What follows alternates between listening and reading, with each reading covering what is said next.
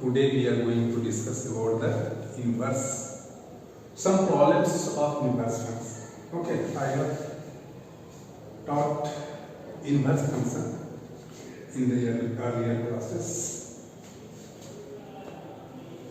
I have taken here a question: prove that fx is equal to 2x plus 5 is invertible function and also find inverse of r. हमने चर्चा की होगी पहले कि inverse function invertible function के लिए क्या होना चाहिए, किसी भी फंक्शन को 1 1 होना चाहिए, 1 1 एंड क्या होना चाहिए, ऑन टू फंक्शन होना चाहिए। इस पर हमने डिस्कस कर लिया था पिछले क्लास में, 1 1 एंड ऑन टू। जब तक 1 1 एंड ऑन टू फंक्शन नहीं होगा तब तक इनवर्टिबल नहीं होगा। या आप जानते होंगे कि इनवर्टिबल मींस क्या हो गया, the function whose inverse can be possible, that is called invertible function। और inverse कब possible होगा इसके संबंध में आप हमने चर्चा की होगी। 1 1 फंक्शन होना चाहिए और ऑन टू फंक्शन होना चाहिए।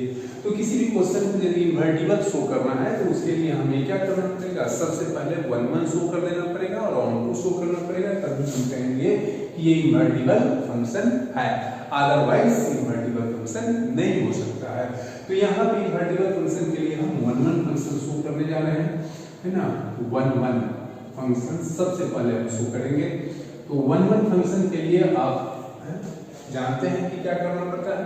इसके लिए हम लोग क्या कर लेते हैं, कोई भी एलिमेंट्स ले लेते हैं, fx1 is equal to fx2 where x1 and x2 belongs to domain of f and ला देते हैं कि x1 is equal to x2 जब हो जाता है तब हम कहते हैं कि यह 1 1 फंक्शन है। ओके, तो यहाँ पे हम वही काम करने जा रहे हैं 1 1 फंक्शन के लिए। Let x1 x2 belongs to domain of f such that f x1 is equal to f x2 लेकर चलते हैं। ओके, हमने इसके फंक्शन के डोमेन में हमने दो एलिमेंट्स ले लिया, x1 और x2, और हमने ले लिया कि f x1 is equal to f x2 ले लिया। अब इसी के बाद आपको क्या शो करना पड़ेगा कि x1 is equal to x2 जब ला देंगे तब हम कहेंगे कि 1 1 फंक्शन है। तो यहाँ fx का वैल्यू 2x plus 5 है, तो fx1 आप निकाल सकते हैं। fx1 क्या हो जाएगा 2x1 plus 5 एंड fx2 क्या हो जाएगा 2x2 plus 5। ओके, अब इम्प्लाइज दैट 5 5 कैंसिल हो जाएगा, तो ये आपका हो गया 2x1 is equal to 2x2 implies that x1 is equal to x2 हो गया। देयरफॉर हम कह सकते हैं it means implies that fx is 1 1। Okay, fx आपका 1 1 हो गया। ओके, अब 1 1 fx हो गया, हमें अब क्या शो कर देना है कि fx आपका ऑन टू होना चाहिए। तो ऑन टू के लिए आपको मालूम होगा, यहाँ हमने डिस्कस कर चुका है कि एवरी वैल्यू ऑफ y के लिए x एग्जिस्ट करना चाहिए। y कहाँ बिलोंग करना चाहिए, को डोमेन में, और एवरी वैल्यू ऑफ y के लिए x एग्जिस्ट करना चाहिए। या एक और आप जानते होंगे कि यदि को domain of f is equal to यदि रेंज ऑफ f के इक्वल हो जाता है तब हम कहते हैं कि वो ऑन टू फंक्शन है। इसको माइंड में आप ऑलवेज सेट करके रखेंगे। किसी भी क्वेश्चन को ऑन टू प्रूव करने के लिए फर्स्ट काम यह करेंगे कि एवरी वैल्यू ऑफ y के लिए, जहां y कहां बिलोंग करना चाहिए बताइए, को डोमेन ऑफ f में बिलोंग करना चाहिए। तो f के को डोमेन के एवरी वैल्यू ऑफ y के लिए यदि x एग्जिस्ट करता हो उसके डोमेन में तब हम कहेंगे कि वो फंक्शन ऑन टू है, अदरवाइज नहीं। ओके, एक यह तरीका हो गया। एंड सेकंड वे हो गया आपका कि यदि को domain of f is equal to range of f यदि हम कर देते हैं तब कहेंगे कि वो फंक्शन आपका ऑन टू है। ओके, तो यहाँ पे हम ले लेते हैं, है ना, फर्स्ट वाले को हम लेकर चलते हैं, फर्स्ट वाले से हम चलते हैं। नाउ यहाँ है ना fx इज इक्वल टू आपका हो गया 2x plus 5 हमने लिया है, fx is equal to 2x plus 5 इस implies that इसको लिख सकते हैं y is equal to 2x plus 5 implies that x is equal to y minus 5 by 2, ऐसा कर सकते हैं। x का value x is equal to y minus 5 by 2 आ गया। ओके, तो x is equal to y minus 5 by 2 आ गया। हमें देखना है कि क्या y के हर वैल्यू के लिए x एग्जिस्ट कर रहा है कि नहीं उसके डोमेन में। तो यहाँ देखिए यहाँ fx equal to 2x plus 5 है, इसका ना डोमेन गिवन है ना रेंज कोडोमेन गिवन है, इसका मतलब हम समझ जाएंगे कि ये रियल नंबर से रियल नंबर में फंक्शन डिफाइंड है जनरली, है ना।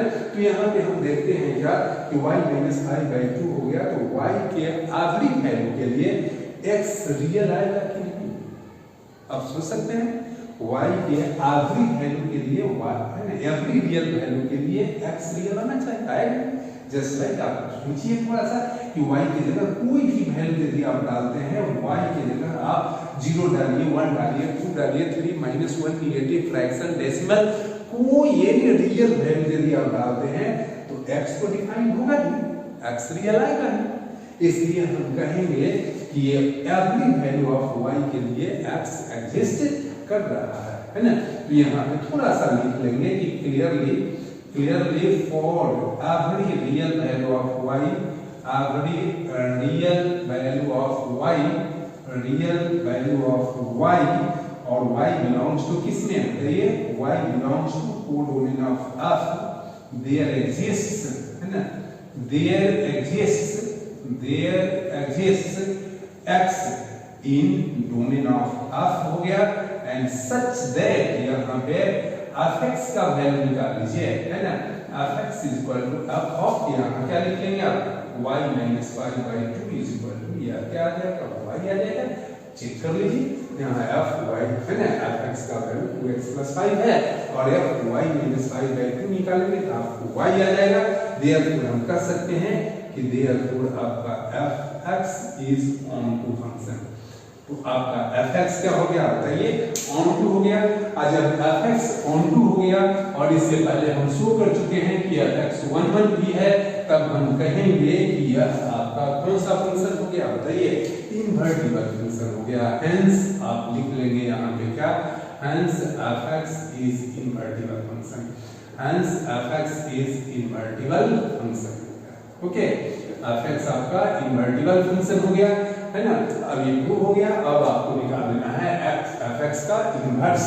तो इनवर्स के लिए आप जानते हैं कि fx is equal to y होता है, तो x इज इक्वल टू क्या हो जाता है, f inverse y।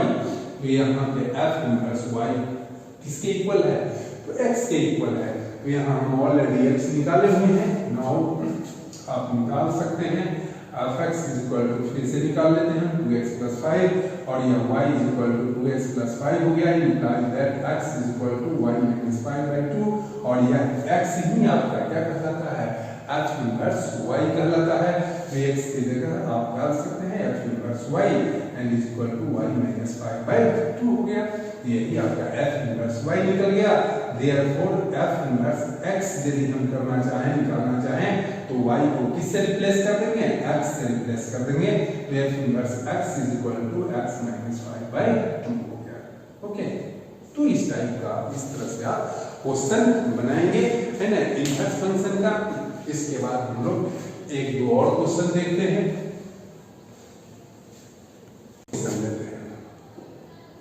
Prove that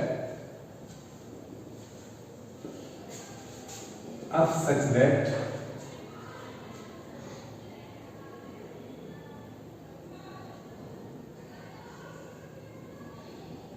minus pi/2 to pi/2 tends to -1 to 1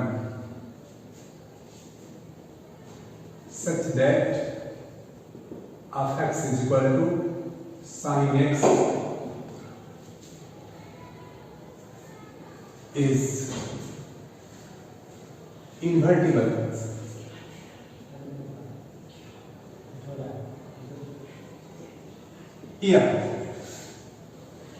ये इसके मैं बता रहा हूँ कि इसके जस्ट बाद हम लोग इनवर्स ट्रिगोनोमेट्रिक फंक्शन पढ़ेंगे, तो उसमें इसकी जरूरत होगी। अब such that -pi/2 to pi/2 मतलब इसका डोमेन हो गया -pi/2 से pi/2 और कोडोमेन हो गया -1 से 1 और fx is equal to sin x है। हमें प्रूव करना है कि इनवर्टिबल फंक्शन है। तो यहाँ पे हम लेकर चलते हैं late x1 x2 belongs to, सबसे पहले हम यह इनवर्टिबल के लिए क्या शो करेंगे, 1 1 फंक्शन शो करेंगे कि 1 1 फंक्शन है कि नहीं। ये 1 1 होना चाहिए, है ना। 1 1 के लिए हम लेकर चलेंगे let x1 x2 belongs to domain of f। Domain of f का मतलब क्या हो गया, किसमें बिलोंग करता है, -π/2 से π/2 के बीच में बिलोंग करता है।